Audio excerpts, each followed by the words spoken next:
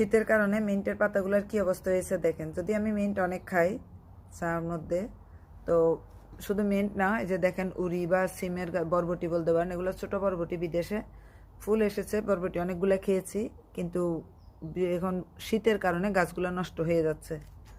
আবার এখানে দেখেন এই গাছ আর বড় হবে না, এখানে হলুদ গাছ উঠতেছে, শীতের মধ্যে হলুদ গাছ হবে। হলুদ এবং আদা এই দুইটা গাছ এখন লাগিয়ে দিব, গাছে আপনাদেরকে দেখাবো। তো আপনারা দেখেন এখানে মিন্টের গাছগুলো কীরকম অবস্থা হয়ে গেছে, এবং টমেটো গাছগুলো দেখেন এগুলা পাতা হলুদ হয়ে যাচ্ছে। তারপর আমি এখন আজকে যেটা দিব সেটা হলো কিছু হরমোন দিয়ে দিব টমেটোগুলো বড় করার, পাকানোর জন্য।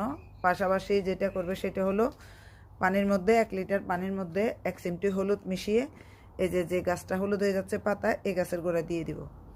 তো তাতে দেখা যাবে এই পাতাগুলো সবুজ থাকবে। যদিও শীতের কারণে আর বেশি ফলন হবে না, যে ফলনগুলো হয়েছে এগুলাই আমাকে